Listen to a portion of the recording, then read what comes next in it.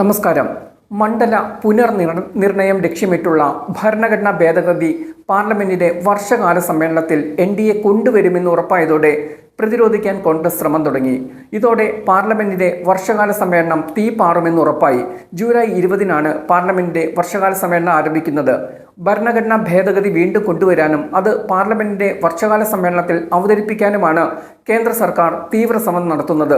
വനിതാ സംവരണ നിയമ ഭേദഗതിയുമായി ബന്ധപ്പെട്ട് മണ്ഡല പുനർനിർണയം വന്നാൽ അതുവഴി ലോക്സഭാ സീറ്റുകളുടെ എണ്ണം 850 ഉയരും. കഴിഞ്ഞ ഏപ്രിലിൽ 3-2 ഭൂരിപക്ഷം ലഭിക്കാതെ പരാജയപ്പെട്ട ബില്ലാണ് കേന്ദ്രം പുതുക്കി അവതരിപ്പിക്കുന്നത്. എന്നാൽ കഴിഞ്ഞ തവണ ബിൽ പരാജയപ്പെടുമ്പോഴുണ്ടായിരുന്ന പ്രതിപക്ഷത്തിന് ഇപ്പോൾ അത്ര പോലും കരുത്തില്ലാത്ത അവസ്ഥയിലാണ്. NCP ശരത് പവാർ വിഭാഗത്തിലെ MP-മാരും മമതയുടെ MP-മാരുമെല്ലാം ഇപ്പോൾ NDA പക്ഷത്തേക്ക് ചാഞ്ഞ അവസ്ഥയിലാണ്. DMK വരെ ഇപ്പോൾ ഇന്ത്യ മുന്നണി സഖ്യത്തിലില്ല. മമതയുടെ തൃണമൂലിൽ വലിയ പിളർപ്പാണ് വന്നതെങ്കിൽ ഇന്ത്യ സഖ്യത്തിൽ ഒരുമിച്ചു മത്സരിച്ച കോൺഗ്രസ് TVK അധികാരത്തിൽ വന്നപ്പോൾ DMKയെ പിന്നിൽ നിന്ന് കുത്തി ഭരണമുന്നണി ആയതാണ് DMKയെ ചൊടിപ്പിച്ചത്. ഇന്ത്യ സഖ്യം വിട്ടതായി MK സ്റ്റാലിൻ പ്രഖ്യാപിക്കുകയും ചെയ്തിട്ടുണ്ട്.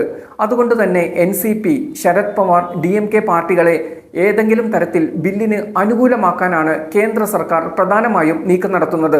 എല്ലാ സംസ്ഥാനങ്ങളിലും ഒരുപോലെ 50% സീറ്റ് വർദ്ധിപ്പിച്ചാൽ ഭേദഗതിയെ പിന്തുണയ്ക്കുന്നത് പരിഗണിക്കുമെന്ന തരത്തിൽ NCP working president Supriya Sule നടത്തിയ പരാമർശം NDAക്ക് അനുകൂലമാണ്.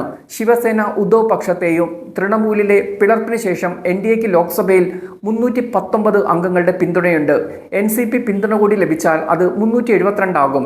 3-2 ഭൂരിപക്ഷത്തിന് 33 MP-മാരുടെ പിന്തുണ കൂടി വേണം. ഇതിനാണ് കേന്ദ്രം കരുക്കൾ നീക്കുന്നത്. മുൻപ് ബില്ലിനെ എതിർത്ത SP മുൻ നിലപാടിൽ ഉറച്ചു നിൽക്കുമോ എന്ന് പോലും ഉറപ്പില്ല. എന്നാൽ ഇന്ത്യ സഖ്യത്തെ ഒരുമിച്ച് നിർത്തി ബില്ലിനെതിരെ നീങ്ങാനാണ് കോൺഗ്രസ് ശ്രമിക്കുന്നത്. ഏറെ വിവാദമുയർത്തിയ വിദേശ സംഭാവന നിയന്ത്രണ ഭേദഗതി ബില്ലും FCRA ബില്ലും ഈ വർഷകാല സമ്മേളനത്തിൽ തന്നെയാണ് അവതരിപ്പിക്കുന്നത്. എന്തായാലും പാർലമെന്റ് പ്രക്ഷുബ്ധമാകുമെന്ന് ഉറപ്പാണ്.